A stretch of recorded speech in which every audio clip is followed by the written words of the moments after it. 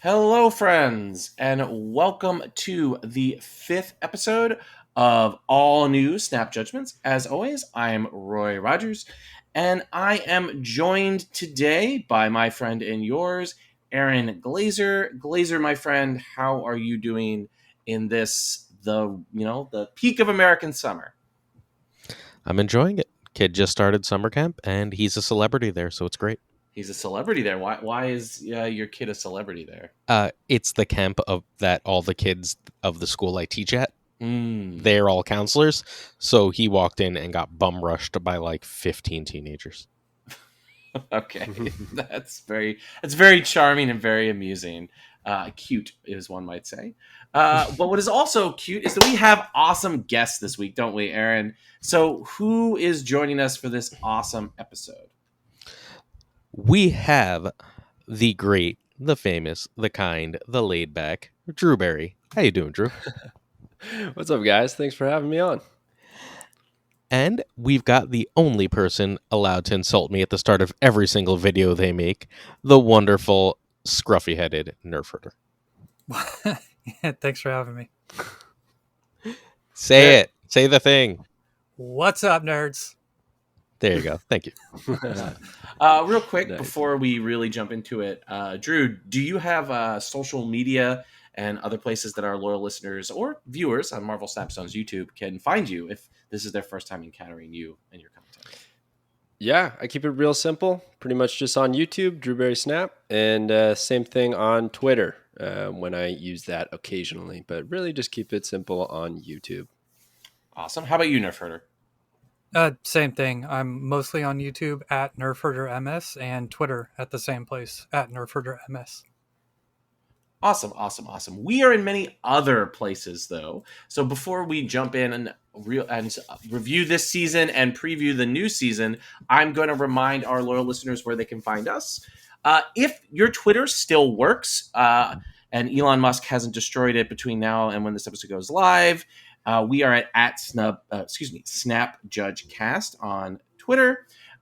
We are on TikTok for reasons that I still don't really understand, at Snap Judge Cast as well. We are most importantly, as the official podcasting partners of Marvel Snap Zone, we are on their Discord. We have our own little channel there that you can come and interact with Glazer and other Snap Judgments folks. It's a very fun, very welcoming community, and it's also part of one of the best large discords in the Snap community. So it's sort of win-win. You can find the link to the Discord in the show notes or the description of the episode or the description of the YouTube video.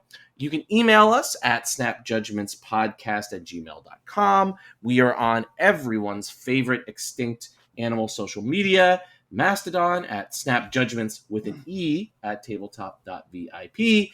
And most importantly, to my friend and yours, Aaron Glazer, our YouTube, where you can find him producing weekday plus a new Snap take every weekday, some weekend days. And that is at Snap Judgments Pod on YouTube. Glazer, if our loyal listeners were to become our loyal viewers on the YouTube, what would they find now? Every single day, you get 2 brand new decks.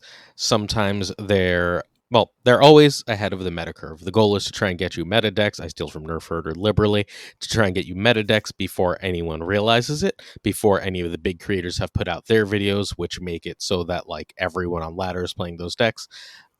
But I've also got a couple of like, I thought it was a meme deck. It's actually Wednesday's deck. It should be going up around the same time as this episode, I assume. And if not, then just go find it. It'll be yesterday, whatever. I found this Living Tribunal deck that someone went from 20 to Infinite with, and I thought it was a meme, and then I went like 7-0 with it. So less memey. Very cool. That's definitely one I'll be checking out. And that is where you can find us on social media. So let's jump right into the episode and review last season. This was a big, impactful season. Added a bunch of interesting new cards. Very cool theming. For those of you, I hope everybody here has seen the new SpiderVerse movie and enjoyed it as much as I have. So just like a lot of fun, both on a sort of theming and sort of card power level. So, Nerf Herder, what would you say were the highlights, the lowlights, your sort of feelings about the last season? Overall, I liked it. I mean, mostly it was just Conquest coming. That was the best thing.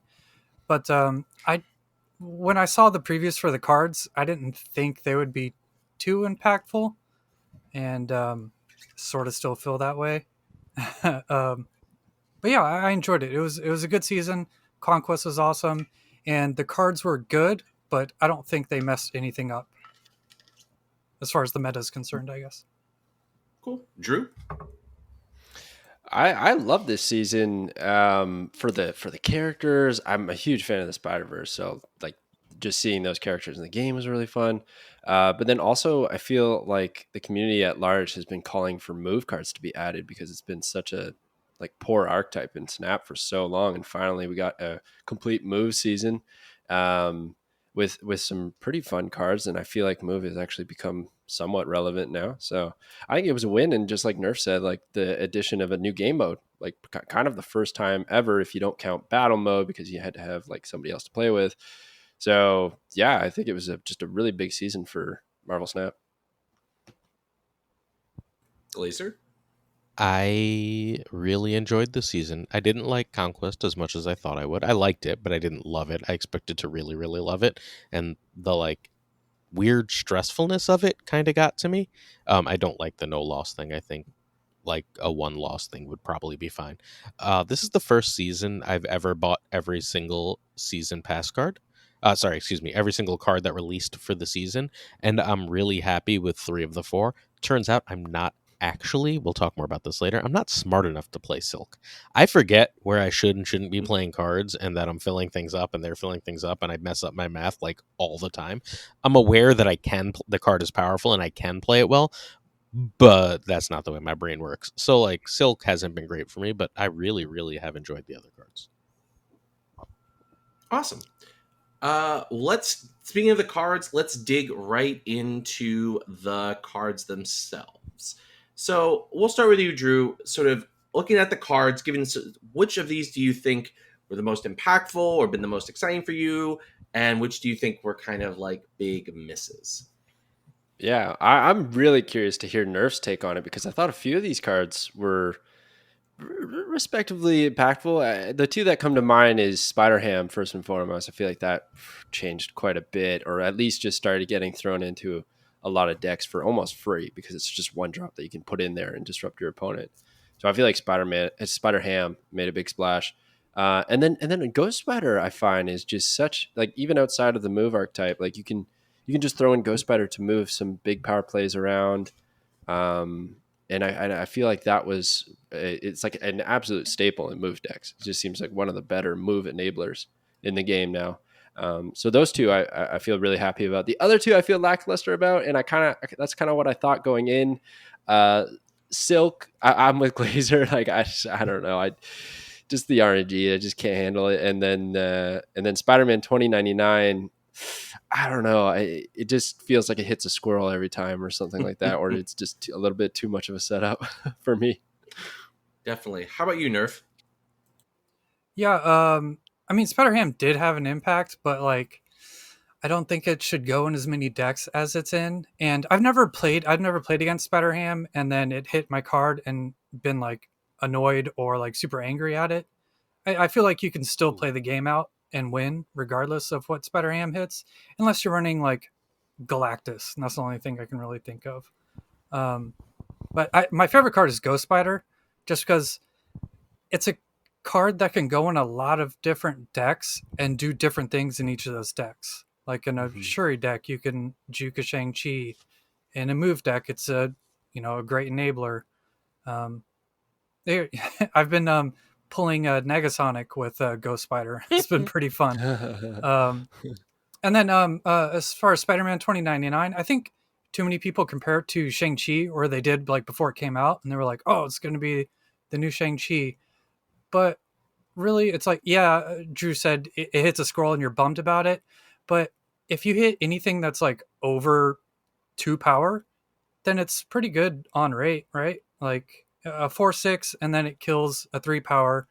You paid 4 for a 9 power card effectively, which is not bad. So maybe we need to start thinking of that card in like a different context. Mhm. And Silk to me is just like, it's like a Sarah card. That's about it. It's horizontal Titania. Play it in Sarah, maybe even bounce. Something you hold to the last turn of the game. But other than that, I don't see where I would want to play Silk too much. So, how many rocks do you need to make Darkhawk a good card? Usually the answer is like 1, right? Like a 4/8 1, is yeah. perfectly fine, right? I mean, Spider-Man 2099, as long as he moves once, is freaking basically always going to be a 4/8. He's Darkhawk. He requires a similar amount of deck building, a similar amount of work to get the benefit.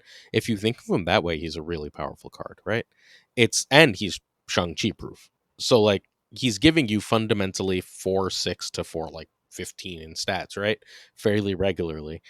That's just a good card. Like his downside is about the same as Darkhawk in that you're like running things that aren't doing it. Darkhawk does have the extra benefit in that putting rocks in the opponent's deck is very often so freaking useful, but like that's incidental to Darkhawk, right? He's not doing that himself. That move cards don't necessarily always have other incidental value isn't 2099's necessarily a problem. It is, however, a really, really good card. I'm a Spider Ham stan. I think it does actually belong in most decks. Knowing what they can't play is so powerful. There's a lot of on reveal going around, right? And like knowing whether I'm playing around Zola or Odin is humongous. And if I'm only playing around one, my game is like just so much easier, right? Like, can I beat a Zola here? I hit their Odin, so they're not going to Odin, so they're not going to play that Doom nonsense. Or I hit their Doom, so they're not going to throw Doom bots all over the board, right? Like, all of these things are just crazy, crazy useful. I think the real reason he belongs in Lockjaw right now is the way that Bounce competes in power is either Shang-Chi or Iron Man. And when that's a pig, it's not nearly as threatening. And God forbid you hit like the Beast or the Bishop, right? Like they're just not competing in power. I think Spider-Ham is probably not one of the top 10 cards in the game, but like almost certainly in my top 20. And I spoke about Silk and Ghost Spider is fine. I would Yeah. totally agree. I Man, think Spider-Ham's yeah. main home is Lockjaw decks. That's Yeah. where I see his he's best in those lists. Bounce. Yeah, Man, that I too. got so much flack for mentioning that Spider-Ham would reveal the card because I did a preview and I said that was the thing, and everyone was like, "No, there's no way, that'd be so broken. That's too much information. It won't happen." Like on repeat, I was like, "Just wait," because Glenn shout out like a tweet like when the season was announced that in playtesting that was the case. And I was like, sure enough, it did. I was actually kind of shocked that they ended up going through with that because you look at Iceman, you look at a few other like hand disruption cards, and it doesn't usually have that level of information provided. Like it's almost like a downside to Baron Mordo. Like if Baron Mordo showed you, would he be relevant? Because now you just basically hammed. Well, not quite. I know it could hit a 6-drop and then they draw a card for free, but the disruption could be there. The information is pretty good. I don't know. Yeah, I agree. No, they paid those animators for that Spider-Ham animation, so they definitely gonna put it in the game. Yeah, that's true. All right, so card change reviews. This was also a big season for some pretty impactful changes. We're not going to go through sort of like each one of these, but for me, there's some ones that really stood out, like the restoration of Red Skull, bringing the Shuri deck back, Doctor Doom's hit, and of course Galactus getting his very complicated nerf. So where do you gentlemen fall on these card changes? Which ones stand out to you? Which ones were home runs? Or are there any that you think, oh, Second Dinner really, left their plate half eaten here rather than sort of serving a full meal? The home run of home runs is Fury, right? Yeah, for sure. Mm-hmm. Yep. Like it's a new card. They basically said, here's a piece of virtual cardboard that no one played, and said, okay, now go make decks. It's good. You have a brand new card. Have fun. Like, shit, do that more, please. Yeah, and it's well, it seems like they're waiting. Oh, sorry. No, Nerf. go ahead, man. It just seems like he even confirmed, I think, on Twitter, Glenn, that they wait for shows or movies to come out focused around that character, and then they change it. He actually said that. So I guess whenever, like, I don't know, whenever like a popular movie is going to come out, maybe there's a Craven movie coming out in October. Look out for a Craven buff. Like, He needs it. never know. Yeah, hopefully that was a one-off. I was just gonna say with Nick Fury, it's with Zabu and Quinjet too. It's pretty ridiculous. Even if you don't have Zabu, the main deck I've been playing this season is like a Series 3 only Dino Collector list. And just having Quinjet on the board and then playing Nick Fury, you're not a Dino deck anymore. You're a whatever the heck you just pulled deck. And it's the best part about playing the card, in my opinion. Yeah. Any thoughts on... Oh, sorry. Go for it.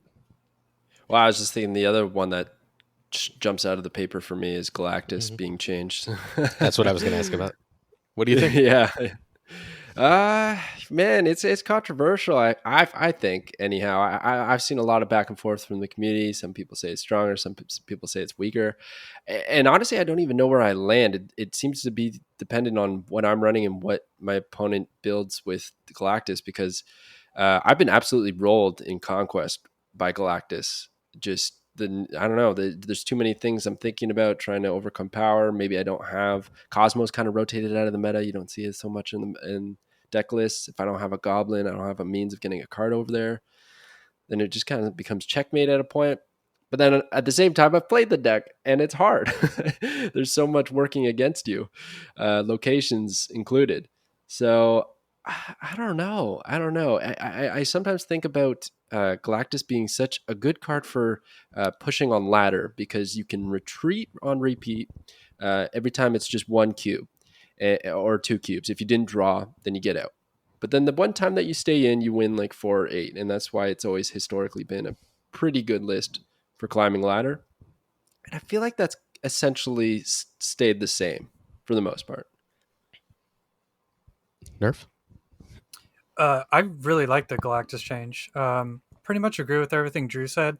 The only thing I'll add is that I think Galactus, with his power difference now, is like a good backup plan to stuff. Oh, yeah. I made a really dumb deck that was like Orca and Galactus. That was cool. It really works, and I was surprised it worked. But you can take that concept and basically apply it to like any sort of Electro ramp shell. You just have Galactus as like a backup plan. All you need is Galactus and Death, or Galactus and Null. And now if, plan A doesn't work, you can Galactus. Or if Galactus doesn't work, then you can do your other plan. It's just, I think it's a more fun card now than it was before. Playing it and playing against it. But yeah, it's like you can do stuff with it you wouldn't think about doing beforehand. And at 7 power, if your Galactus gets, stopped, oh well, you ramped out a 7 power card. You can still win from there. Right? You mean about Galactus? Mm-hmm. I didn't play Galactus much this season. I'd say I play against less Galactus overall. In my latter games in Conquest, so I would say people seem to have set on that Galactus is worse. Like, whether it's significantly worse, maybe not. But I think, like, compared to like last season, where both I was playing a decent amount of Galactus and my opponents were playing a lot of Galactus before the nerfs, I would say that overall Galactus, I guess the hive mind has said it's, I wouldn't say significantly worse, but like there's a lot of people who feel less satisfied with the experience. Now, that might not hold true in the long term as people sort of refine lists and come up with ideal strategies, but I think in the short term, Galactus is on the downswing. That is sort of my take. So I'm curious, and I don't think there's an answer. I asked this last week, but how much of the lessening of Galactus and Doom is that right around the same time they released SpiderHam? And the two, like, of the 6 cost cards that actually see play, the 2 worst things to get hit are Galactus and Doctor Doom. Yeah. Definitely people are scared, or more scared rather, of SpiderHam. Like, it's like, particularly if you're playing Galactus, it's legit. Like an all-in Galactus deck, it's legitimately like terrifying. Yeah. And I get it.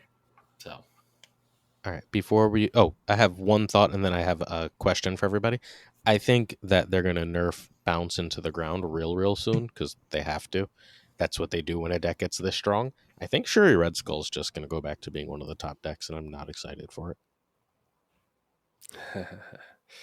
Yeah, it might. You're already starting to see it a little bit, but then maybe the counters that actually stop that deck would start popping up again. Like I was saying, Cosmo, I feel like has kind of rotated out, and it's even better now because you know where they're going to play. Taskmaster, most likely it's one of the two, but yeah. The bounce decks, I don't know. I think it is leading the meta for sure, and they'll probably make some changes, but I really hope it's not too crazy of a nerf. And I don't really know exactly where they should hit the bounce deck. Yeah, how would you nerf it if you could? Hitmonkey. It's got to be Hitmonkey. Okay. I think Hitmonkey, Hitmonkey. Sorry, oh. there's fireworks now. It is the July 3rd. So the lot next to my house apparently has decided that it is a day later. Excuse me. But I think Hitmonkey is the most likely card to be nerfed. It's not like they're shy about nerfing season pass cards anyway, or changing season pass cards. Make it a 3 and the whole deck changes. Interesting. I feel like Kitty Pryde is the more culprit to making bounce as crazy as it is. Agreed. But I think it's Yeah. hard to nerf the card they gave everyone for free as like a gift. It's like, here's your present. Never mind. Actually, doesn't that Yeah, make it the easiest because nobody paid any money for it? So yeah, I always hope that they think about balance over feelings or compensation or anything like that, right? Like I know it does play a factor even if they deny that it does, but yeah, I don't know. Like I could see them doing something like where they give Kitty Pryde base power and then bring her down to +1 every time she's bounced back to the hand. Something like that. Kind of like what they did with Collector way back in the day. I don't think I'd hate that. But should be a that'd be 1/1. fine. Maybe even 1/2. I think 1/2's Maybe fine. that, I don't know. Yeah, 1/2 because you're getting +1, right? It would take a couple turns to really catch up. Mhm. Yeah.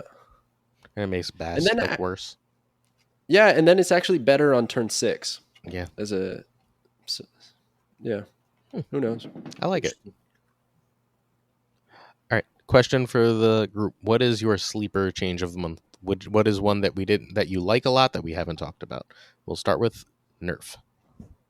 Of the stuff on the screen here, Yeah, the changes for the month. the Nimrod change has been my favorite. 1 power doesn't seem like a lot, but when you Arnim Zola it or Shuri it, 12 power as opposed to 10 is a big difference. You can keep up with your generic 6-drop, beats most 5-drops.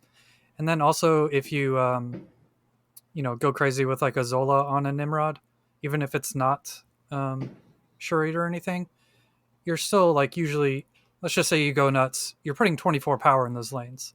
That's usually enough to carry a lane. Whereas 20 before could still lose you the lane even if you just completely popped off. Drew. I actually liked the hood change. Funny enough, I know it's kind of an under the radar one, but I really like giving stuff decks like kind of like rocks and whatnot. And the hood Viper combo got buffed, which is pretty nasty because you still get the 6-power demon to your hand. You play a 3-power Viper, you give -3 now. Like it's pretty nice, and really, I don't think it hurt the hood at all. Like very rarely do you not either send it over or destroy it. Or play it at a location that you don't care about. So yeah, I'd like that change. Right. Spider-Man. I think the card landed where they wanted it to be. I think it's like the ideal like power level tweak.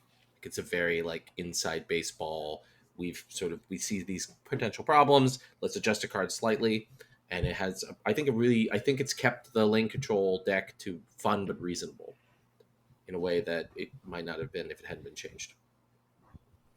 And I like Medusa. I think Medusa's a really good card. Even like whether it's a bounce deck or a Sarah deck, I think Medusa's like a sleeper. It's always way more impactful to winning a lane than it looks like. Like I'm very sad I spent 6,000 tokens on Silk because Medusa is just better.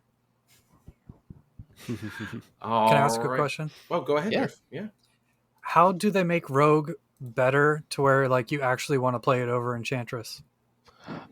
So I play Rogue in my Sarah deck right now. I think she's better than Enchantress in it because I don't have Zabu in it. Yeah, but it's like certain case scenarios where like What if it was take the ongoing ability of the last card that your opponent played Ooh, at that that's location? genius. that'd do it. Pretty You're good. good at this. It's almost like you design a bunch of cards all the time on your channel. Yeah, after a bunch of custom cards, you start to get familiar with what should work and what doesn't, I guess.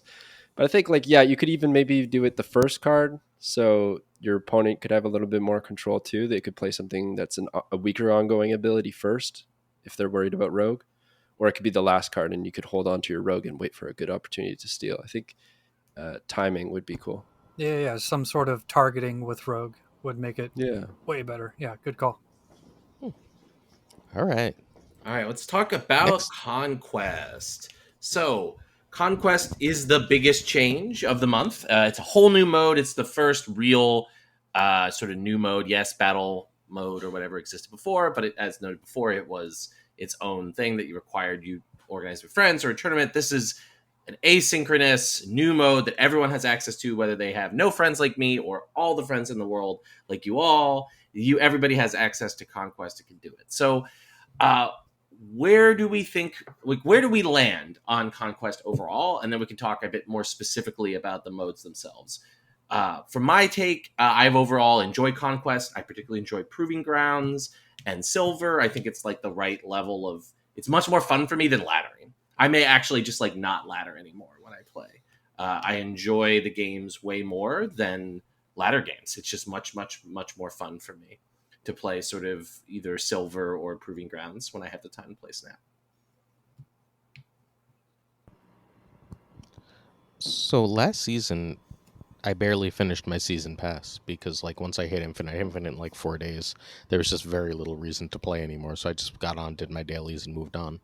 This season, I'm finishing at like 70 something. It's Conquest post Infinite has gotten me playing an awful lot. And Drew,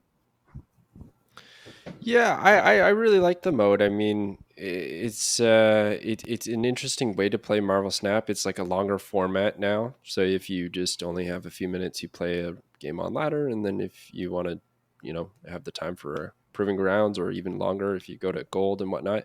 I think that's where I struggled though a little bit, like especially when Infinity came around. I was like, that is a big time sink, and I could break it up in segments, but then I find I lose my momentum or something like that, and I don't really want to break it up. Like if I'm on a roll, if I'm going 3 straight, I probably want to push for the 4 or 5, and then I'm sinking an hour and a half maybe into Snap. It's pretty long, but overall, I think it's great. Every time they add something new to Snap, usually there's bugs or there's just there's little hiccups here and there. I think they did pretty good for the most part. Yeah, I'd totally agree. I don't really have anything to complain about. I mean, Proving Grounds is sort of a joke because, everyone just snaps and then just leaves immediately if you lose. But that's also kind of cool because you don't want to sit there and try hard for 20 minutes. I love it. It's like the how good is a deck testing. It's not the how good Right. are you testing, right? It's the like, is this deck actually any good? And sometimes on ladder, that's really hard to find out. In Proving Grounds, you play like 4 Proving Ground games, 5 Proving Ground games. You have a really good feel. Yeah. And another thing that's really nice is if you want to get a lot of boosters on a singular card, or if you want to just complete a bunch of dailies because you haven't had time to play today, and then you got like 6 stacked up, you just rip a Proving Grounds or like a Silver, and you probably get out of there. And it's like so satisfying seeing, oh, I have 4 or 5 quests ready to collect. Let's go. I love that. Yeah, that is really satisfying. They do need to get rid of the losing screens though, or the winning screens. Like, Oh yeah, the screens at the end of Conquest are the only drawback. Like, you're just like, oh my god, I want to play my next game, right? Or like, I want to clear my quest. It just popped up and said I've got 5 quests. I want to clear them, and it's like, oh no, I got to click through like 3 screens before I have control of my game again. That was literally my only major criticism of sort of how Conquest was implemented. Like, overall, I think it's probably the best feature launch that they've done. I know it had some server issues on the day it came out, but all in all, I was really impressed with it. So specifically though, so we sort of talked about, we don't have to pull them out specifically, but what do you think of the different levels, particularly maybe silver and gold or infinity? I didn't do any infinite runs. I just didn't really have the time to sort of like make the effort to really grind the tickets to do it. But I know all three of you did. So sort of what was infinity like? How did it feel with silver and gold feeding into it? Sort of like how did the pyramid of sort of scaling rewards feel for you all? So I'll go first. I went 4 for 7 in reaching game 5 of Infinity, but only managed to win once. I did them all yesterday because it was the week before camp, so it was like sun up to sundown with the kid. It was like school is over, my job is over. I'm a teacher, and then like so all day sun up to sundown. I wasn't like trying to grind Infinity after like 12-hour days with the kid, right? So I did all of them yesterday. I played really well. And let me just tell you, losing on game 5 and then getting nothing feels like shit. It feels so bad. I did it 3 times. Once I won. And the win was I was up 6-1, but I also won on an ego. Which has no business being in infinity, right? Especially like at the end of a long game. Could you, like, if you're on the other side of that and you feel like you're really favored, how bad must you feel? But at the end of the day, I really love silver and gold. Like, if they could figure out how to make Infinity, even if it's not actually more like silver and gold, feel more like silver and gold, I think that's a really, really great place for Marvel Snap to live. And Nerf. Yeah, actually, silver and gold felt a little bit more difficult than Infinity in my experience. But I mean, everyone's experience is different. But I only played Infinity 3 times, and I faced more random weird stuff in Infinity than I did in Silver and Gold. In Silver and Gold, it felt like, Jane Jaw or Thor Lockjaw, whatever you want to call it, and a lot of high evo. And then I got into Infinity, and it was like bad Sarah control decks, and it was weird. But I went 2 and 3 in my Infinity runs. I just did them today because I just kind of didn't want to play a bunch of games and then lose and then be bummed. So only I was like, yeah, I'll just play 3 today, and they went well. But yeah, I'd have to say Silver and Gold was the most fun. Yeah, I completely agree with that. I enjoyed silver and gold a little bit more. I don't even know what my record ended up being, but I didn't get one. We did it on stream, and we did I did 2 or 3 tickets with chat drafted decks. Oh, so I nice. might have been a culprit, Nerf, with the weird stuff on Infinity if we ran out into each other. But it was fun. I actually. I have no problem with it either. Like, I think just having a challenging game mode. I saw some people saying that there should be like a second life, like a buyback or something like that, which I kind of disagree with. I like just that there is this very difficult challenge, and the reward could be a little bit more appealing. I think it's a little bit too similar, I think, to the original Avatar border. That could stand out a little bit more. Or actually, one of the things I would love is if they, just like they animate the cards, they animate like the epic animation, they animate the avatar. I think that would be a more worthwhile reward. That's still cosmetic, but regardless, yeah, I think it's pretty sweet. It's pretty fun. I didn't get there, but at the same time, when you look at that avatar border, it's no worries. Like, you don't need to get there. It's not that big a deal. So I like it. So, you know what it feels like? And you can correct me if I'm wrong. Remember, none of you are in bot hell, right? Like, you were never in bot hell. Okay, so it feels like grinding to infinite used to before they made the changes. Infinity feels like the old infinite grind. Does that feel accurate to you guys or no? I gotcha. You mean bot hell as in like you're playing nothing but bots trying to get to infinite? Yeah. No, Like, I've never really experienced that. yeah. So when you had to play players, right? Like when you would get one rank at a time and you started at 70, right? And there were no bonus ranks at all. There were like the 5 bonus one there. Sorry, there were 10 bonus cubes, I guess. Like grinding to infinite, even from 70, felt like a chore. And I feel like Infinity feels fairly similar to that. Where like the last few games, like, oh come on, are we not done yet? It does, but it has the built-in higher stakes, so you're more on the edge of your seat. You're a little bit more involved with your games. Whereas, like, if you're in that hell, bot hell, like you run into that one bot, it destroys you for 8 cubes with some like unforeseen combo. Then you're like, okay, well, I'll just get the next one, and you jump right back in. You're not too bummed out about it. Whereas the Infinity, like you were both mentioning, like when you get to the final boss, basically, like that's getting sweaty now. I'd have to agree. Like it might feel like a chore for I don't know. I see what you're trying to say, but like the hype or like the oh my god I'm about to do it is way more of a payoff than just trying to Yeah. hit infinite. Okay. All right, ready to move on? Yeah, we can move on to the general Marvel Snap discourse, I guess you could say, of the month. So for second dinner in the month of June, do we think that the mistakes that they made this month sort of damage the game in a way that is going to continue to impact going forward, or this is just sort of the day-to-day drama of being a heavily invested gamer, and always every month's drama feels like the biggest drama in the world until next month, and then that feels like the biggest drama in the world. So sort of how do we feel like the mistakes and unforced errors of second dinner in this past month sort of landed with the game sitting here weeks later, because the beginning of the month definitely started off very dramatic.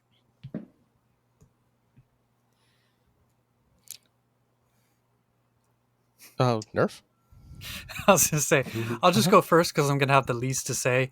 I am annoyingly optimistic / oblivious to all of this sort of like yelling about things that they might have done wrong or right. I like the game. Um, every game developer is going to make mistakes. There's plenty of people yelling. I don't need to yell or get upset either. I make videos. I really like the game. It's a good game. Um, the devs know when they screwed up. There's no need to like freak out about it all the time. So that's where I'm at. Yeah, we need more people like Nerf. 'Cause, man, I've actually been occasionally vocal when I thought maybe it got out of line, or like I made a video about like the economy if it seemed pretty rough. But I find it's just too much now. It seems like every single thing that they do, there's a lot of community backlash that's just not as necessary. Like you can still play the game, you can still have fun. They're working things out and they change it, and a lot of times the good things that they do get swept under the rug and nobody talks about that. But then the 3 times value comes out and everyone's up in arms. And I'm not defending that bundle, but it's like it's just an example. I forgive a lot of the mistakes they've made, and I think they have a fantastic game and they keep adding to it. And there's a lot of people that I know that are jumping on and having a great time as new players now, and it's only going to get better, I hope, with the new changes to the economy. So yeah, I'm with Nerf. Glazer.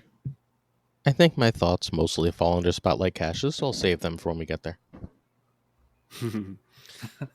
Okay. All right. Well, what do we think about the changes to the legend ranking? What do we think about those changes? Which feels like a lifetime ago that those changes went live, but Yeah. I'll kick this one off because I don't have too much to say, but I never really grinded to infinite too much. We're talking about like the cube difference, right? Like the floor to get to the rank and whatnot. Yep. Yeah. So I've only gotten to infinite a couple times because I just do silly things, but I like the way it is now. I do think that the previous edition where it was 5 ranks and then and whatnot, that felt a little bit too accelerated. Whereas now it feels a little bit healthier and it feels good to get an 8-cuber and you go up a full rank. I feel like that's a really nice feeling. And then when you hit that floor or whatever you want to call it, that of let's say it's 80 and you jump to 83, you're not leapfrogging all the way to 90. It's like, but you get that little boost for that little like tap on the back. You made it to this point. So I think they landed in a really good spot. Agreed. Ditto. Yeah, I mean, I think the biggest thing is winning 8 cubers feels better. Like, Yeah. and that's what you want in a ladder experience. Also feels worse if we're being complete when you lose one. So like it sort of like upped the drama of the ladder, which is what you need to do, particularly when you have conquest mode, where I think is just fundamentally the games have more stakes now. Then you need to sort of also create tension within the ladder process. All right, next major thing is the new schedule for updates. Any thoughts about this? This is a pretty big change. I'm just going to explain what it is quickly. It is OT, I believe it is skip, OTA, patch, OTA, skip. That's per like week, right? Yeah, per week. So it'll be like next week. Yeah. There will be an OTA this Thursday, like the day after this episode goes live, and then next Tuesday will be the patch, and then there will be another OTA the week after that, and then it'll be a skip, I believe. I think they mentioned just really quick that there won't be an OTA only on this week because they're on vacation. Oh, good. So there's but you're correct in the ordering. Yeah, that's how Okay. it typically is. Any thoughts on it? Yeah, I think it's pretty rad. I mean, like not many games supply balance patches on almost a weekly cadence. So I think that's a pretty big win. I'm a big advocate for changes, nerfs, buffs. I think some people get maybe upset when their favorite card gets nerfed or something like that, but they've gone back on some cards to bring them back, and changes just mix it up and feel fun to me to try different cards and see how they feel. So I love how they're doing it. I totally agree. If you are annoyed at like little tweaks like to a card's power, or you think it's too much, try playing Magic the Gathering and waiting 2 years before something is different. It might change your mind a little bit. So my favorite thing is the changes that aren't really changes, but remind us that a card exists. Because like Venom with the +2 is nice. Like it's better, right? It's not nothing, but it's not really that different. Like because you're trying to get it to like 18 power when you're using it in a deck, right? The difference between 18 and 16 is not usually what's relevant. The change for Invisible Woman like couldn't matter less, right? Like it was just like, oh yeah, that card exists. Oh god, it's great. And like now it's in all these meta decks. Just like these reminders of things, I think it's really, really cool, and I am just like generally pro change in the world. Yeah, totally. That is pretty funny how like it's 1 power on Invisible Woman. Really, it made everyone is like, oh, this is good now. And they're like, no, it was always usable. But yeah, reminder is a great way to put it. All right, how about the bundles and the patch thoughts for this one? You know, we did get a bundle that was 3 times the value, as Drew pointed out. You know, this has been a very valuable sort of bundle season of June. So, what do we sort of think about that aspect of Marvel Snap for this month? Did anyone buy any bundles this month? I feel like I gotta take this one real quick to backpedal because I might have sounded like a shill, like saying that the 3 times bundle wasn't too bad because that was awful. That was that was way too expensive. For me, it just comes down to the bundles are there as an option. You don't have to buy them, so that's where I kind of think about it. To answer your question though, Roy, I think I did. I ended up buying the Venom Carnage bundle just because I absolutely adore those variants. And I didn't have a very good Venom variant, so I was pretty stoked about that. Cool. Nerf? The only thing I bought was the Arrow bundle. I generally don't buy bundles, but I'm in favor of just like the $19 ones that like Drew bought and the $5 ones. I think those are always just fine value. Mm-hmm. Yeah, I just bought the per tier one under the same, like the $20 ones and the $5 ones are always great value. But I also bought the Sandman one, and I buy like regular Token Tuesdays just because like I'm a token whore. But that you can't whatever. I actually wait, no, I bought the Doc Ock one too. So I guess I just like wailed out this month. Oops. Holy crap! I'm so sorry about the fireworks. All right, I don't know what to do about it. It's just we're in the middle of a Sounds podcast. like popcorn. So Yeah, it does. well, I was about to Yeah, say it that. does. All right. Well, I'm glad it sounds like popcorn. It's super loud here. It's like clearly right outside the window. I really, really love the Sandman bundle. I want more things like that Sandman bundle. I think that's exactly where we should live. Yeah, I thought that they included the stuff that was inaccessible from the beta was also like a nice bundle, and I thought it was pretty well priced. It was like it's like $10 for 3 variants and some miscellaneous stuff, which I think is decent value based on their current price, and it's good to give people have access to things that were inaccessible for no reason other than they didn't get into a beta or didn't even know about a beta. So yeah. And finally, before we move into the really exciting Jean Grey themed season, that is which is an interesting theme choice, what the Spider season, the Spider-Man Into the Spider-Verse season, how would you rate it? A through F. Nerf, why don't we go ahead and start with you?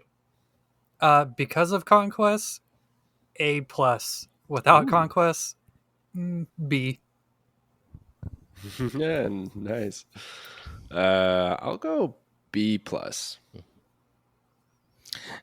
I think I'm at B+ too. There were enough mistakes and obnoxious crap throughout the season that I'm fine going a little lower. For me, I agree with Conquest. Nerf that. Oh, go ahead. With Conquest, it's an A. No. Without Conquest, it's like a C-. I was kind of whelmed by the cards and the play patterns this season. So, but let's move into an exciting new season of we're back to X-Men cards. This is sort of a, I guess, would you say it's a Phoenix themed season? I'm a little like, well, what would you say that the overall theme of this season is? If it was Guardians the season before, Days of Future Past the season before that. It's definitely Phoenix, because I know Echo is also a host of the Phoenix in the comic books. Oh, is she? I She didn't know was. that. Legion as well.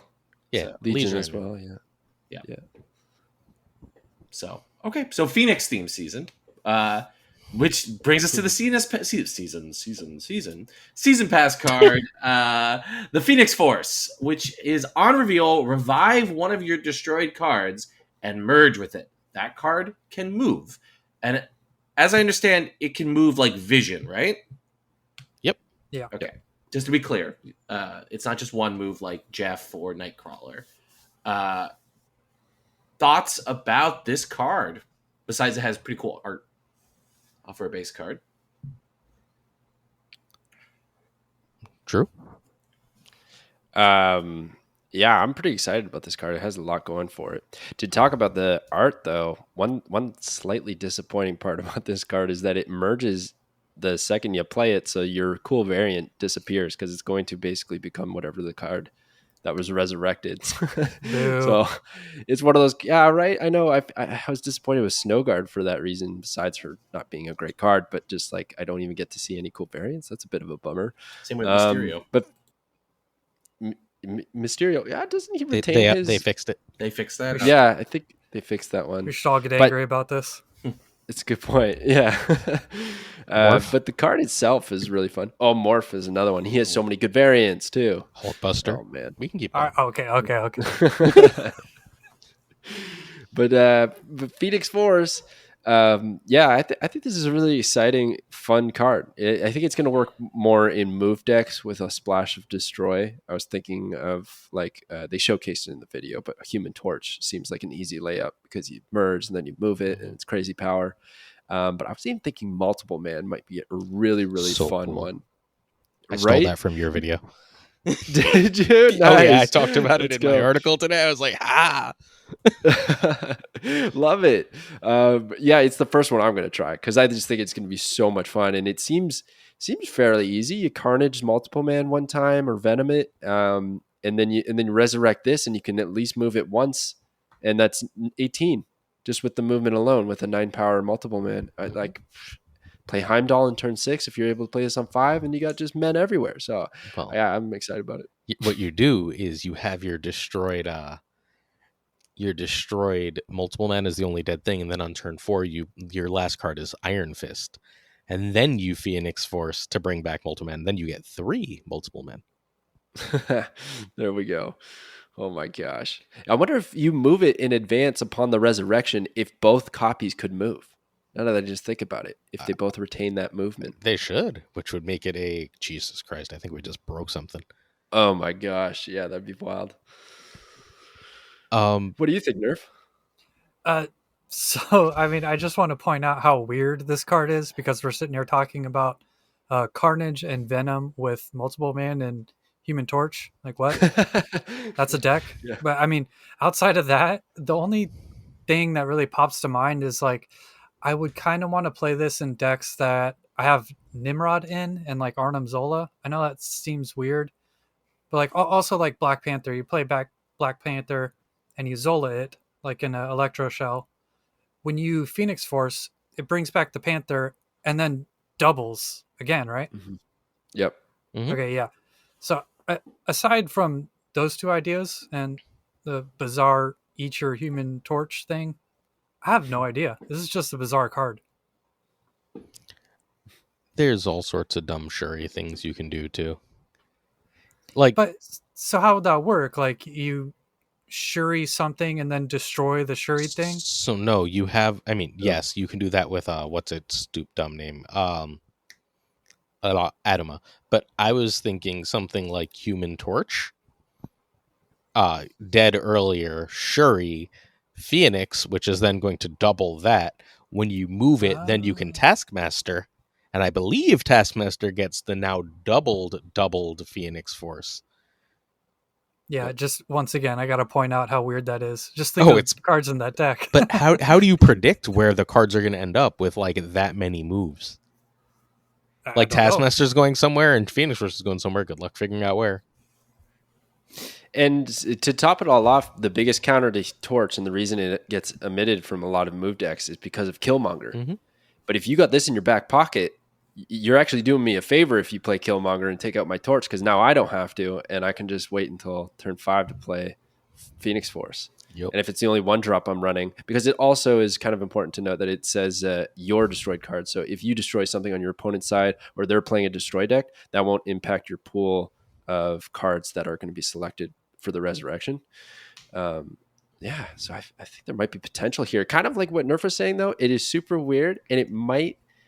I don't know if it'll break into the meta or be a tier 2, tier 1 deck, but I feel like it's going to generate its own deck, its own little mini archetype. Yeah, I think there's going to be one deck that uses it really well, and then a bunch of jank. Yeah. I mean, I think there's going to be like 3 or 4 good decks. I think this card is fairly legit. Like, your downside is Vision. Vision needs a buff desperately, like yesterday now. But like, your downside being Vision is just... Like, I'd play a Vision in lots of decks, and if I had upside from it, why not? Yeah, definitely. I mean, Vision has been a playable card. You know, it's been a below curve, I think, recently. But, you know, back in the tyranny of the Shuri days, right, Vision was an alternate target for, for the Shuri buff. And this is, you get one native less power for a lot of upside, right? So the question is whether or not that deck building cost of having a couple of destroy cards, maybe your own Killmonger, right? Which to kill the Human Torch and whatever one drops are bothering you for bounce, right? There's like lots and lots of options, I think, with this card, which makes it, I think, really, really interesting. And it's probably, I think it's more interesting than Spider-Gwen / Ghost Spider. To go for the most, like, I think it's up there with like maybe Zabu, not in power level, but in like interesting like questions it asks you when you're building your deck. I mean, Yeah, Of- many MMRs are going to be tanked playing with this for the first couple of days. yeah, oh yeah. So, but like, of the season pass cards, it's the first one since Zabu that just makes a new archetype. Like, there have been a lot of like really, really powerful season pass cards, right? Like, I'm not sleeping on Nebula, I'm not sleeping on Hitmonkey, but they went into decks that were already good. Like, Phoenix Force is just its own deck. And I think that's really cool. We haven't had that since Zabu and Surfer. Zabu and Surfer, just like their presence, made new decks. Black I think Panther. Phoenix Force does too. Before that, too. Oh, I completely forgot Black Panther's a card. I need to fix that for yesterday's / tomorrow's article, depending on where we are in the space-time continuum. All right. Other thoughts about Phoenix? All right. Well, let's jump into some in the comics and movies for Jean Grey, bearers of the Phoenix Force through their time. So we've got Jean Grey. She's a 3/3 with the ongoing players must play their first card here each turn if possible. All right, folks. What do we think? This card, I think, is the one that's gotten, I think, the most discussion. Probably. I mean, at least maybe I missed discussion of the other cards, but I think this is the hottest of these cards for people to sort of are most hyped for. So, what do we think of Jean? Marvel Girl, Phoenix, whatever you want to call her. Nerf. Oh, okay, I'll start. Yeah, so I mean, I think it's sort of obvious where a bunch of people are just going to put her in, like the Evo lockdown sort of decks, or just really any like Daredevil lockdown sort of shell. It's like, yeah, sure, play Jean Grey. I think it's cool that you can play. I mean, it's very thematic too to play Jean Grey and then Cyclops. This is in a high Evo deck, and they're a pair, and they're forced to play there. Cyclops is bopping everything down a peg. And then in your other lanes, you're building up your Nebula or whatever. That just seems like the obvious thing. But really, I think this is such an interesting card and is one of those things where its potential might just be way bigger than we're realizing, that I'm personally going to put it in every single archetype I can think of and see if it improves it in some way. True. Yeah. I was thinking one of the best applications might be a Surfer deck. Yes. It being a three cost card, I think is going to be nice. But then also the combination of Brood. So if you play Brood and then you play Jean Grey at the Brood location, you're no longer restricted to her effect, whereas your opponent's going to be stuck having to compete with your 3-drops, which you are then later going to buff with your Surfer. So that could cause a lot of disruption. And another sneaky one that I haven't really seen people talk about a whole bunch is Wave. If you play Wave on 5 and there's an open spot and they're stuck with Jean Grey, they can only play there. And then if you have Doctor Doom or just anything, like you're freed up to do what you want. So I feel like that's going to just completely brick a lot of decks, especially the bounce stuff. Yeah, this card's got the potential for sure to be one of the better ones of the month. It's meta warping. Like, there's almost no way it's not meta warping. The ability is completely Yeah. insane. I'm excited for Surfer. Den came on last week and told me Surfer was one of the top 5 decks in the game, and I didn't believe him, and I was wrong. Because then I went and played that deck a lot in Conquest and a lot on Ladder, and like, oh crap, is that deck strong? Like, it's a control deck now, and Jean Grey is a control piece, and like, I mean, I won't consider the interaction between Jean Grey and Shadow King, right? Like, or Jean Grey and Shang-Chi. Like, they have to play there. Are they really going to have something small to play with their 14 power thing? No, they're just going to have to stick their 14 power thing there, and then it's open for your Shang, right? Like, they're going to have to drop their Angela or Bishop there. If they're dropping their Angela or Bishop there, then they're wide open for your Shadow King. Like, this is going to be a meta warping card. I think this is... I like all of these cards, I think, more than consensus, but I think Jean Grey is my Spider-Ham of the Month award winner. Another one off the top of my head here, it would be Arrow, right? Oh, yeah. Because your opponent has to commit their first card to the Jean Grey location, so they likely can only play maybe one other one. So you will kind of have the old Arrow effect of like pulling the actual card that you want away from one of the locations. Very, very, very fun against Galactus. Oh, what about in Galactus? Oh, true. You have to play your first card there each turn too, so you better fill that Wasp. location fast. Yeah, Wasp and Galactus. Jean Grey, Wasp, Galactus. put Wasp and Yellow Jacket in your deck. Heck yeah, Go to dude. town. Yeah. It's actually not bad at all. Yeah, it could work. You used to run Yellow Jacket in some builds of Galactus, so Yeah, the Adam Warlock combo, you could just go back to that. Or just then, do a like- priority Galactus with like Nightcrawler, Ebony Maw, Jeff, Jean Grey, so you can move stuff over. Yeah, one of the other uses for this is move decks, right? Move decks can play cards there and then just be like, never mind, they're not actually there, thanks. very, very powerful card. Very cool card too. Echo is the second card of the month. Also has a Disney Plus show coming out in the fall. She's a 1 for 2, or yeah, no, excuse me, 1 energy, 2 power. Excuse me. After an opponent Right. plays an ongoing card here, remove its abilities. All right, here's Do I our. have that? Wait, do I have that cost and power right? Yep. Yep. Yeah, okay. From my head, it was a 2-drop for some reason. Thank you. So this is the latest Enchantress variant card, alongside Rogue. What do we think about this? She kind of has the same design space as Teenage Warhead, like those kind of play But patterns. So I have one more question, just because I don't know how to they template cards. She's going to stop every ongoing that's played in that location from opponents, right? Not just one. Mm-hmm. correct. Okay, because after like Spider-Man 2099, I've given up on their templating, so now I just double check everything. Because there's no way that reads as only once. It would say All first. right, yeah. Oh, it says N, and I wasn't sure if the singular was being stupid or not. Okay. Because What like do it we could say any, right? think? Yeah, it could. I personally really like the card. So, and, it's like not doing anything unless they play into the location, which they're not going to, which is doing something in itself. But the fact that it's a 1/2, you can run this with like 2 or 3 other tech cards, and it's not going to feel like you overloaded on tech cards.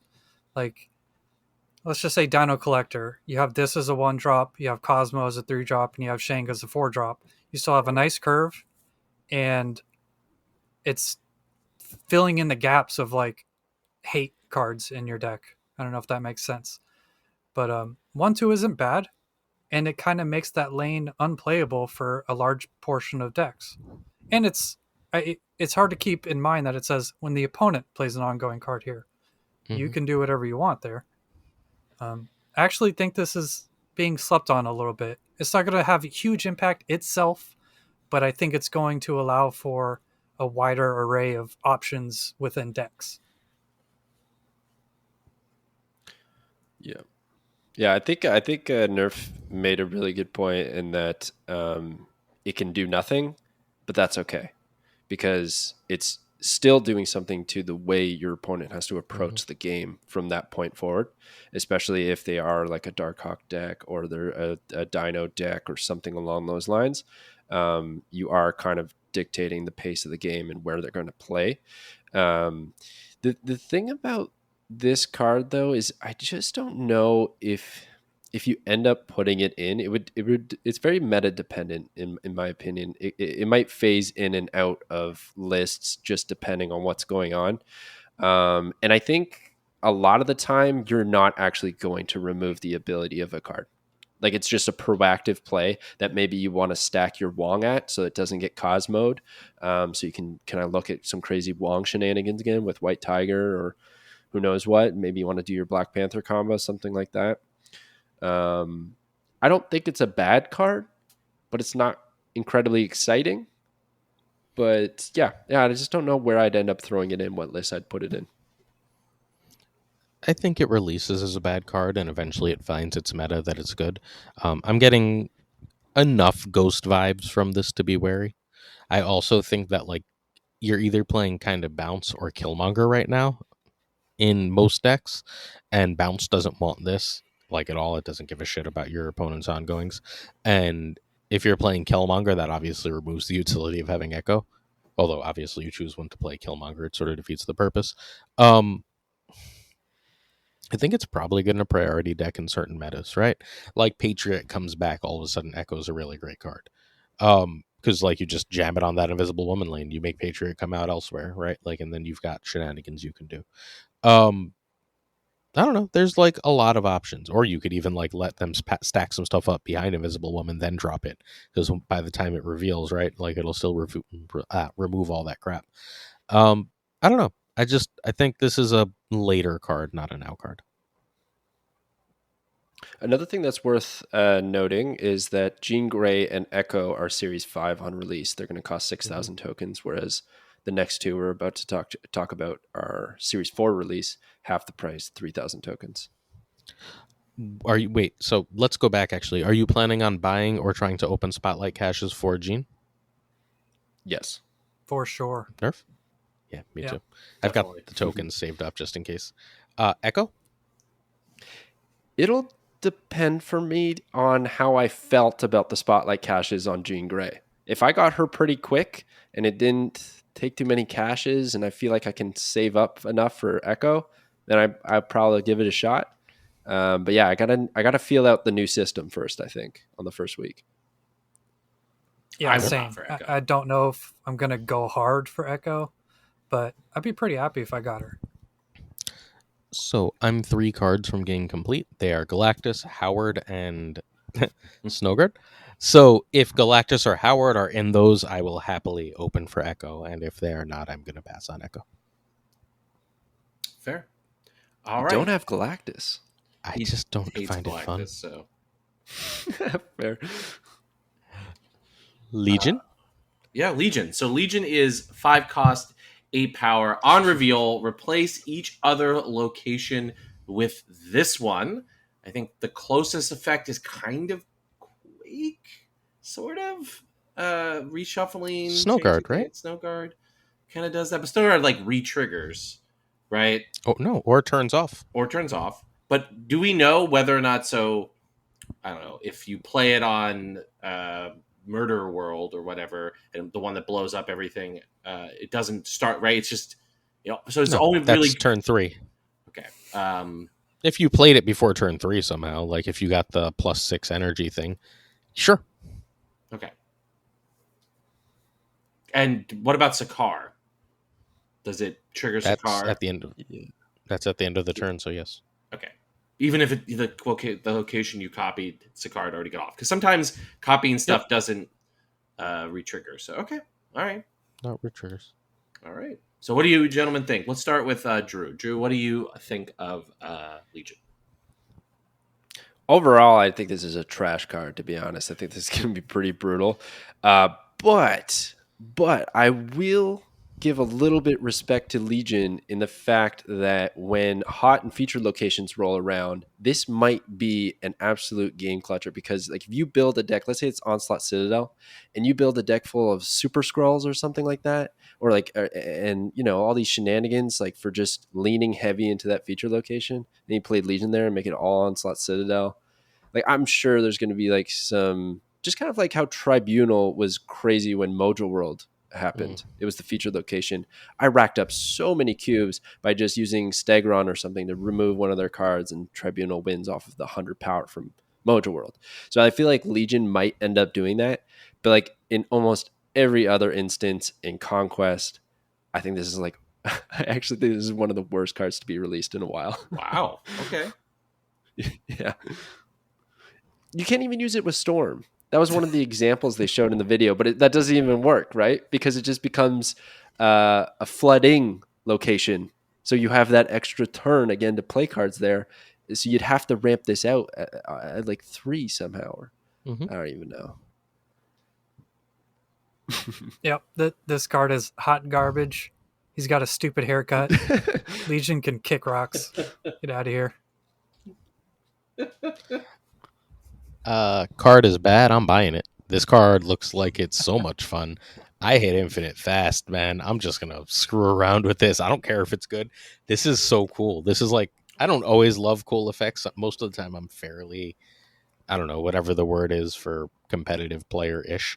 But like Legion is awesome. Are you kidding me? I'm gonna give +5 to every location and just have Shang-Chi in my deck. And like I know that's never gonna happen. In my heart, I know it's just gonna be bad. But like those 3 times at work are worth those 1,000 tokens each to me. I am buying Legion.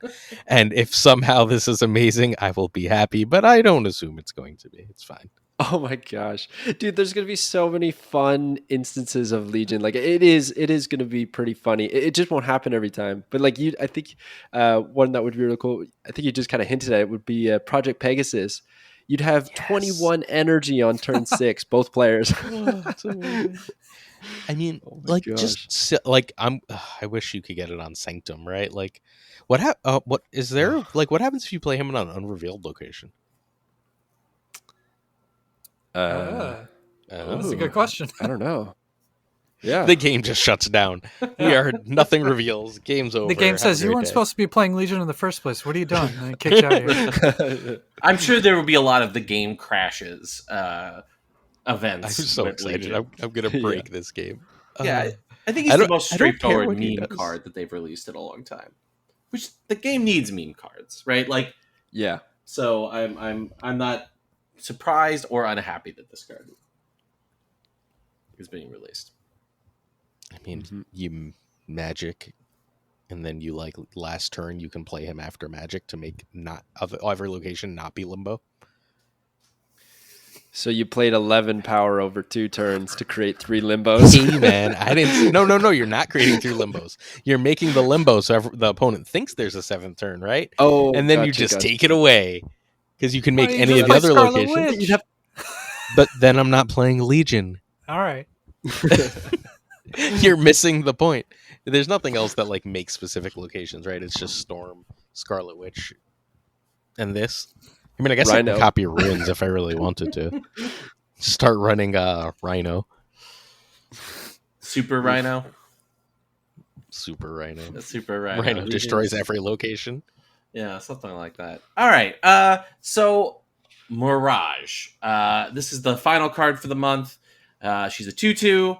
On reveal, copy the lowest cost card in an opponent's hand to your head. Give it +2 power. Nerf, thoughts about this card? This card's dope. I really like this card. We were talking about information earlier with SpiderHam. It's part of the reason why it's so great. Well, now you get to know the cheapest card in their hand. If you want to get really stupid, you could play Mirage, SpiderHam, White Queen.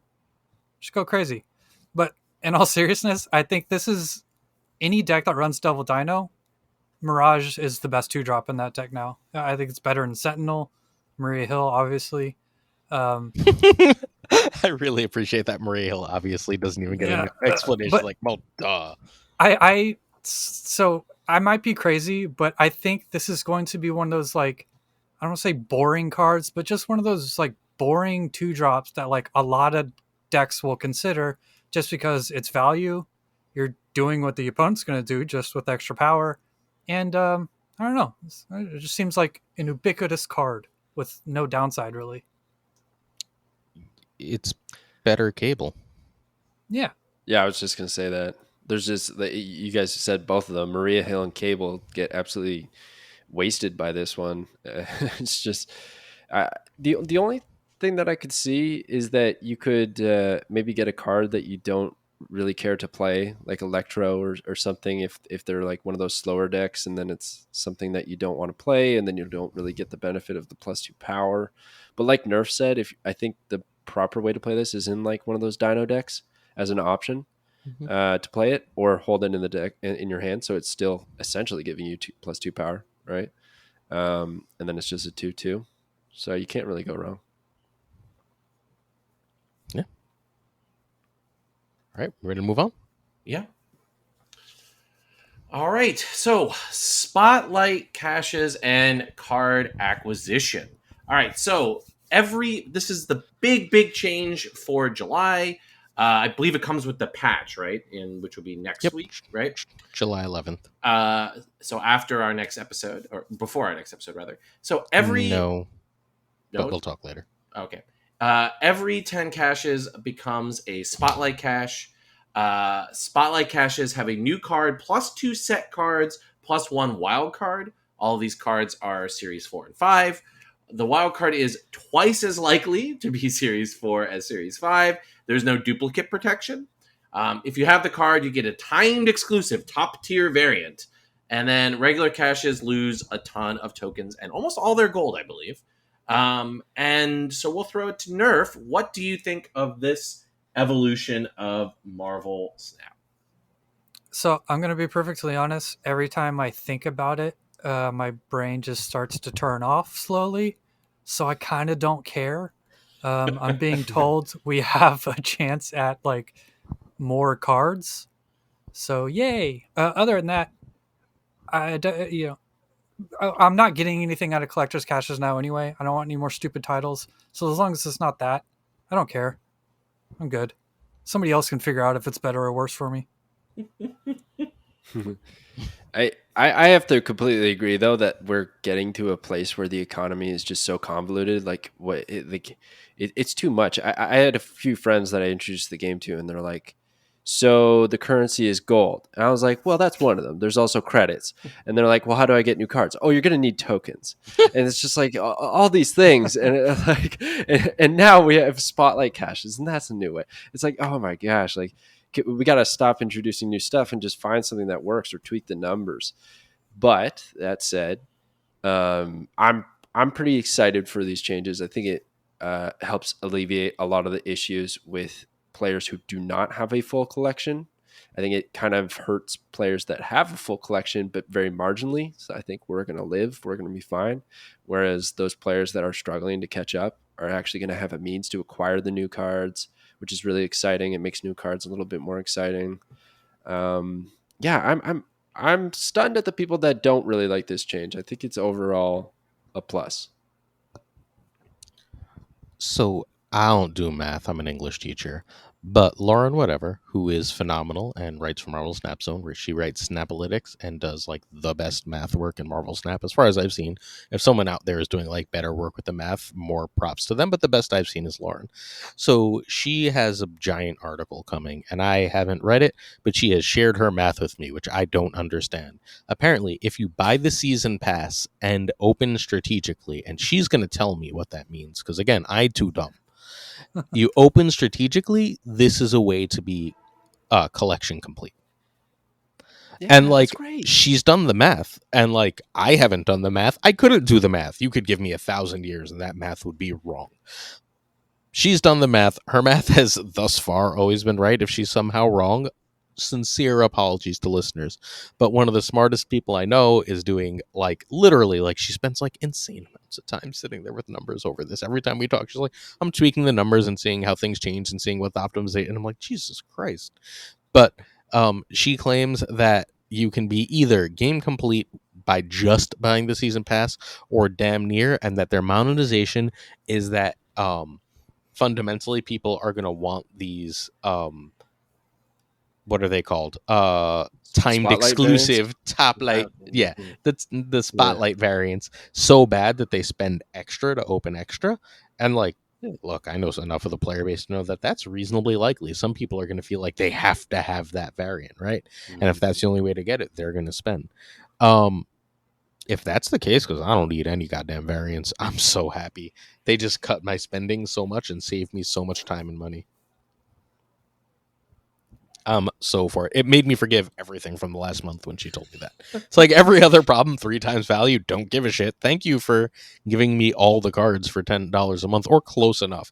Like if I can conceivably get Jean Grey and Legion this month, and then I can get like Dakin and X-23. Well, I guess I'm getting Dakin, right? Season pass. X-23 and which is the super bust one? Lady Deathstrike. The month after that, without like any trouble, if I'm getting like 2 good cards a month and my season pass card, and like occasionally like those cards are in the same series as some of the other stuff I don't have, like this is like straight out awesome. And I went from like real lukewarm to that. I'm super curious from each of you, and I'm just going to shoot the question out there. How many tokens, if you weren't buying bundles, let's say, okay, so you're just doing season pass, how many tokens do you think you were acquiring in a month? I know how many I was getting. It's about 6K a month. Mm-hmm. But I mean, I play a lot. Yeah, exactly. Right. Yeah. What about you, Glazer? Like Roy? Yeah, about like around the same. 4 to 6K. Yeah. Yeah, I actually fell short a couple times. So we went from, like Nerf said, having to play a whole lot to get to 6,000 tokens, which equates to 1 new card. And that's in the as we knew it, right before they actually changed how, cards being released directly to Series 4, which is another huge plus. But yeah, that old system of 6,000 tokens, I get 1 card, to now, like you just said, Glazer, and I don't know the math either, so we'll just run with what Lauren's working with, that we can just get the season pass and get most or all of those cards. Mm-hmm. That's insane to me. That's got to be the biggest progressive change that Marvel Snap has had since its release. It's unreal. So the optimization suggests something like if there's series 4 cards a season and two series 5. And if there's two series 5, you're fine. You always open for series 5, and if you want the series 4, you always buy for the series 4. You also get a week of hoarding your caches from the week of the season pass, because you never have to open anything that week because there's no new card in the bundles, right? Like, because Right. that first new card would be the second week of each season. So you get that week to hoard, and you get any season 3 week to hoard, and then you get all the extra credits and gold from both weekend missions, right? And the season pass regular track. And if you optimize that spending for things like Token Tuesdays, or if you can somehow manage to save up enough for the gigantic Black Panther bundle, like, you're just so far ahead of the curve that you should be fine for cards. Yeah. So I just think good. that's so great. Very. Okay. Good. All right. Thanks. Yeah. Good for all, I think, is a big thing too. Someone's lot going of to figure new out a way players. to complain, but Oh, I mean, that's Yeah. Seems good to me. inarguable. Yeah, oh, they are. And I mean, we saw the fight over the graph, right, about this that happened at the right after it was announced. So yes, people was will so find ways to argue and stir the pot. So yeah, We could just be nice to each other. we Why could. is this so hard? We can disagree and just be nice. I think that your numbers might be wrong. Oh, how? Here's how. Oh, I think it's right because of this. Huh? Let's run some more. Like, why is this a fight? People are ridiculous. All right, let's keep going. All right. So other new season thoughts. So looking pure Theorycraft of the current decks going into the season with the new cards, what do you think the best decks are going to be with these new cards, and do we expect nerfs this season? I'll just get out. I don't expect a huge change unless the patch brings some heavy-handed nerfs or buffs.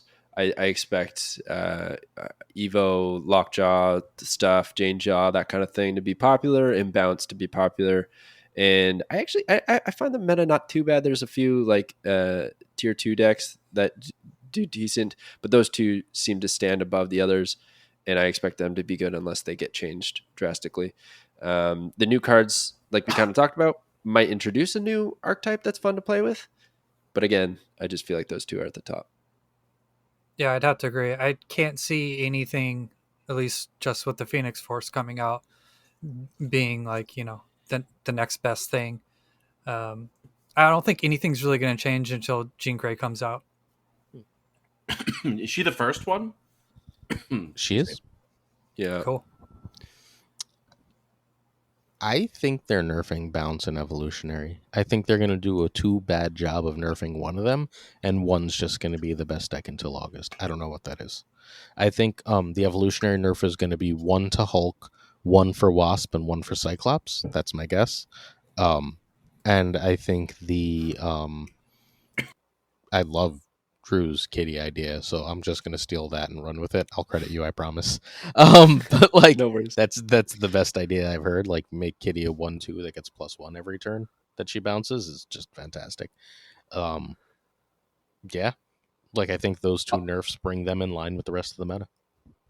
I'll add to your high Evo one. If you went with those proposed changes of the +1s and whatnot, I think a nice way to offset that is to give high Evo his original Datamine stat line of going to a 4/7, because then he's actually a card you want to play and not just a dead draw all the time. Yeah. I mean, even a 4/6, right? Like, I'd prefer a 4/7, but like, even a 4/6 is fine. Whenever people complain about 2099, I was like, just look, a 4/6 is a fine stat line. Yeah, I'm guilty of that. I said that I said that 4/7 wasn't very good. Not really thinking about it much. Yeah, I remember all the controversy. I got roasted. I had just got home from work and like just saw these cards, whipping out my first thoughts. I was so excited about the evolved cards. I just was like, but that 4/7, you don't need that. Done for. They were like, you don't have a 4/4 instead. Yeah, worked out. Any decks we're excited to try? I mean, I'm excited for the Phoenix Force multiple man deck. That's on the top of my list to play with. And then Surfer, Jean Grey. Those are my top two. I just want to Arnim Zola, a Black Panther, and bring it back. That's the first thing I'm going to try. Nice. That's wicked. But really, I mean, my whole channel is dedicated to doing stupid things. So I'm just going to throw it into like everything and see what sticks. That's how you figure out something's good or not. So that's what I'm doing. Mm-hmm. So I won't play Shuri decks because ew. So, but I love Surfer, so I've got a Surfer Jean Grey built and ready to go, and I've got a Surfer Phoenix built and ready to go. Only decision left to make for the Phoenix one, well, I guess two. Do I want Dagger or Helpbrain? Dagger or Multiple Men, and do I want Ghost Spider or Juggernaut? I don't know what the answer to those are. I would have to say Multiple Man's better than Dagger if you have a big Phoenix attached to it. Yeah, maybe. I could see that. Ghost Spider might be tough because you pull something over, unless you're doing it on turn 6 after the Phoenix Force. That's nice. But if you do it before, then you might risk destroying her along with whatever your target is. Yeah. And then your pool is tainted. So, but you could also, like, the deck is also going to run other move cards, right? So, like, let's say on 1 or 2, you play whatever you destroy. You destroy it on 3, right? Like, your last turn could be something like Vulture with Ghost Spider. Yeah, I really want it to be Juggernaut. I love Juggernaut. Like, you stick a giant, like, 20 power Phoenix in one spot and Juggernaut in the other, you win the game. Have a great time. Yeah. Yeah, Juggernaut's definitely underused in my opinion. Yes. Sold. Yes. Yep. Yeah, I love Juggernaut. 100% agree. Look, we realized Stegron was a good card. Like, Juggernaut's still better. I'm a big Stegron believer. Let's go. I like Stegron, but Juggernaut's still better. Yeah, he is. Like, I see Stegron in a lot of decks, and I'm like, okay, like, I get what you're going for, but are we sure you shouldn't just be playing Juggernaut here? Rickety Bridge is still a location. It's true. All right. So, the bundles for July, including the 4th of July bundle, which is currently ongoing. What do folks think of these upcoming bundles? Anyone stand out that is a must-buy for you? I don't even know what they are. I gotta look real quick. They've changed it up, actually. I don't know if you noticed that too, Glazer, but they it seems like more, I don't know how to describe it. Tokens seemed a little bit more absent from the bundles, and they seem to be a lot of like $20 ones or something like that you can spend money on. I'm kind of just not committing to anything until I feel out this Spotlight cash system, because unless a variant really stands out that I want to get, I could, if I don't have to buy bundles because I can just get all the cards through the season pass, then I'm happy. They basically said, go ahead, Aaron. Oh, go ahead, Ray. They basically said that they want to retire the tokens, right? Like, that they want Spotlight. I don't think they're going to get rid of tokens, at least in the short term, but they've basically been like, we would prefer people get their Series 4 and 5s through the cash system, and that they're going to put less emphasis on the tokens and the token shop. So the fact that the bundles are more token dry isn't surprising, right? Because Second Dinner is trying to get you to open caches, like what Drew wants to do. So it's not surprising to me that they've sort of de-emphasized that this month. Okay, sorry, Aaron. So I want that Black Panther bundle. I'm trying to find it, but like the deal is insane. It's like 8,000 gold, though, right? It is 7,500 gold, but it's 6,000 tokens and 200 credits. Look, 2,000 credits, excuse me. And that Black Panther is badass. Yeah. Which Black Panther is it? Is it the one from the... It's the Phoenix one. The Phoenix one? Yeah, that's pretty good. Like, I don't usually like Phoenix Force ones, but that just looks incredible. So, like, the more I've looked at it, the more I've liked it. I think it's going to animate super great. And, like, 7,500... 6,000 tokens and 2,000 credits is a lot. Right? Like, that's just... There's nothing even comparable in terms of tokens per dollar spent coming anytime soon. So, like, I'm gonna get it, and I'm gonna be happy with it. And if I have to spend an extra couple of bucks, I don't think there's anything else unless a variant calls out to me that I really actually care about. I might buy like the occasional like $10 thing, but that's my big July purchase. I wants it. I'm gets in it. I think Don't Touch the Ocean and Love and Thunder are the only two I would consider. Love and Thunder looks way better though. But yeah, Don't Touch the yeah. Ocean is 1,000 gold for $10, and the other one is just a crap ton of variants of Thor and Lady Sif and Heimdall too. That was from the beta. That was the July season pass, I think, of beta. So Yeah. Don't Touch the Ocean is before Cosmic Wildfire, so I'm almost certainly buying it just because I need gold. So great, I'm in. Sold. Like anything that gives me gold for the time being, I'm in on because that's just like the cash bundles are almost always, as long as they have gold, better gold value than just buying gold. And I want to get to my Cosmic Wildfire, so anything that gets me there, I'm for. I'm not buying Love and Thunder, I don't believe. I have the only Thor I'll ever need, and I have my favorite version of Heimdall. There we go. All right, so rate the excitement for the season. A through F. Nerf, go ahead. Let's go B plus. I like the cards that other people don't like. I think Echo and Mirage. I'm actually stoked for those, but mostly I'm excited for the season because my sister is ridiculously obsessed with the Phoenix Force. Like she has statues and posters everywhere, and it's unhealthy, honestly. But she's gonna pick up the game and try it out. So Wow, that's the coolest thing for me. that's like, very finally cool. Nice. All right, Drew? I'd give it a B probably, I think, and mostly that rating is being carried by the Spotlight Cash change. The cards themselves, they don't speak to me as much as the SpiderVerse ones, so it's kind of in the middle of the pack for me. But the change to the economy is huge. If the economy is as it seems, I'm an A+. It's the biggest problem with the game. We still, again, I'm going to say this every week until they do it. We need a solution for people who are just getting into Series 3 so that is not the slog of hell to end all slog of hells where you can't choose what deck you play and you're just constantly getting stomped out by people with better things. But if we can fix the rest of card acquisition, I think that makes this an A to an A+, basically, no matter what. And if that math is somehow wrong, I think we're down to like B minus C, C+. Like, I think everything depends on how good Spotlight Caches are.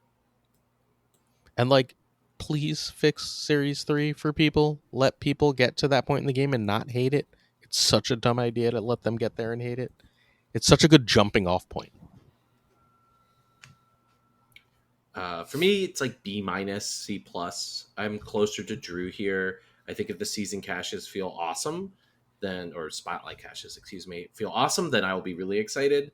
The cards, like besides Phoenix Force itself and to a lesser extent Jean Grey, I'm not super hyped for the cards. So, and we'll see how cool the season pass stuff is. So, like, if the season pass stuff is really cool, then I'll want to play.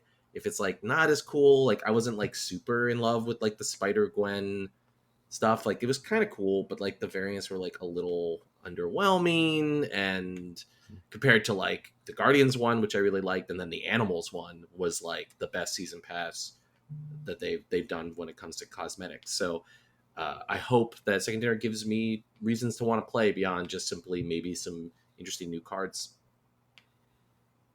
All right, so final. Oh, do you have something you want to say, Aaron? I'm just trying to click. Oh, cool.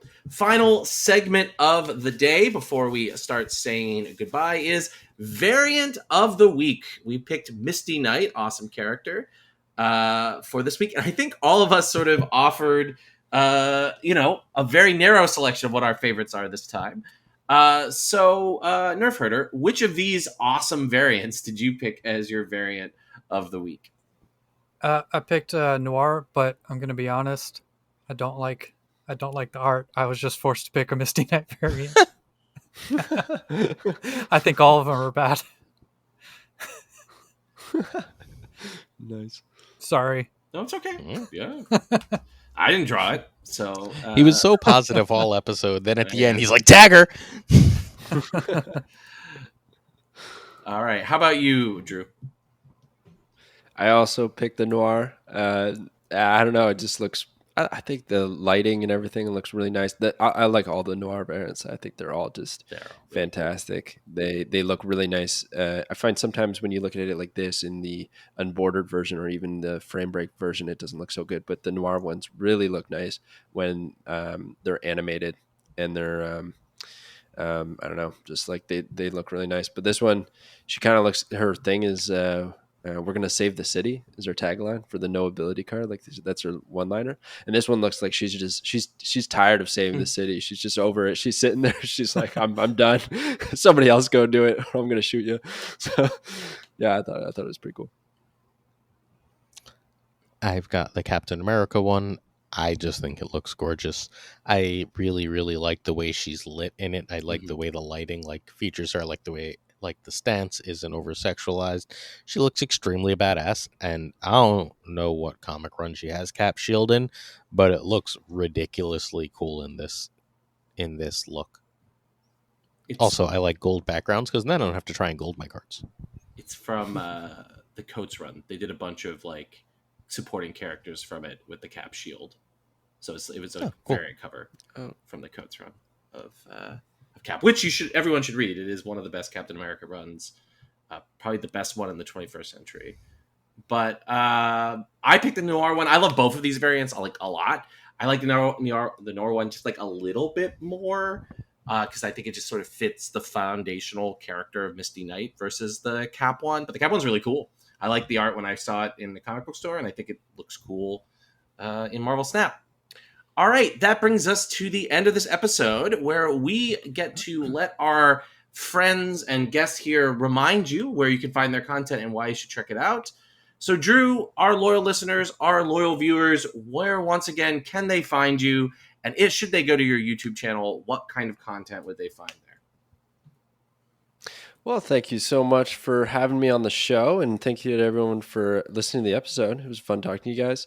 You can find me on YouTube, Drewberry Snap, just doing all kinds of stuff, but lately been focusing a little bit more on just previewing new cards and trying to theorycraft some fun ideas and decks that would work with them, and rating cards. We also do some custom card stuff. So I do have a Discord that you can jump in. It's the SpiderVerse.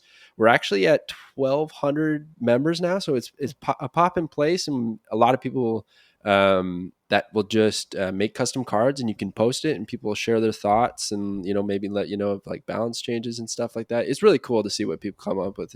It blows me away all the time. So we got the Discord and Twitter, I guess, but I don't do much on Twitter, to be honest. Myself. So games are meant to be fun, and Marvel Snap can be really stressful for a lot of our listeners. I know because they tell us. If you want to have fun with Marvel Snap, Drewberry's who you need to follow. The vibe is always chill and relaxed. The decks are fun. The cards are fun. Things get drafted. Things get slung back and forth. It's just an enjoyable, laid-back time. You need to check out the YouTube. You will leave smiling. Make sure you check it. Oh, thank you. No problem. Why won't my mouse click properly? All right. All right. You're that up. brings us to Nerf Herder. Nerf Herder, where once again can our loyal listeners find you? And what would they find if they visit your YouTube channel? I would like to start by saying you should definitely follow Drewberry. It's the type of Snap content that we need. It's not just a bunch of sweaty try-hard decks, which is not what you're going to find on my channel. No, I mean, it's fun, enjoyable content. Anyways, my channel is, I focus on being competitive, but still being weird and fun. And I personally think that's how you get an edge in card games. You take meta decks and you do your own thing with them. But yeah, so yeah, be competitive, but don't be as sweaty. Have some fun. Maybe try some new stuff out you never thought. That's what my channel's focused on. And you can find me on NerfherderMS YouTube and same place on Twitter. NerfherderMS. My turn. All right. Nerf Herder's one of the homies in the game. Longtime listeners will know that like there's a group of like, I don't know, smaller, like not gigantic. Drew's a little gigantic. But like smaller creators that we like build together, talk together, like try and help grow each other's brands and stuff. And Nerf Herder is like one of the most creative people I know. He constantly comes like, who the hell put Orca in Galactus? Like That's wild. it's and made it work. Every time he has this idea that I'm like, there's no chance this works. It works every time. He's brilliant. Like, and it's always fun. It's like really informative and really laid back at the same time. I strongly urge you to check him out. Um, I like to think, well, he's way more creative than I am, one. But two, I like to think that our channels are almost cousins, where like we're doing a lot of the same things, where we're just trying to find like what's cool in the meta and what like does interesting things, instead of just like, look, here's the bounce deck again. Although I totally have done like 3 bounce videos in the past 2 weeks, but doesn't count. I like bounce. It's so fun. It's not my fault. It's good all of a sudden. All Thanks, right. man. I appreciate you. Go ahead, Nerf. Sorry. All right. So No, I that was brings just going to say thank you. That was very nice. Glazer's always the best at these sort of talking folks up. Again, don't forget to follow our guests. Make sure that you read Glazer's articles on Marvel Snap Zone and 8 just a week. 8 a week. Wow. And make 8 sure a you week. follow our socials, which is at SnapJudgeCast on Twitter and TikTok, the Marvel Snap Zone Discord, which you can find links to join on the show notes or the description of the episode, both on YouTube and on your podcatcher. Email us at snapjudgmentspodcast@gmail.com. Follow us on Mastodon, at snapjudgments@tabletop.vip. And again, most importantly, make sure you follow our YouTube at Snap Judgments Pod for Glazer's daily Snap takes. And that brings us to the end of another episode. Aaron, my friend, thank you for joining me on this sweaty, fireworks-filled evening on the eve of America's birthday. Boom, boom. All right, folks. All right, listeners, stay safe, make good choices, and keep on snapping.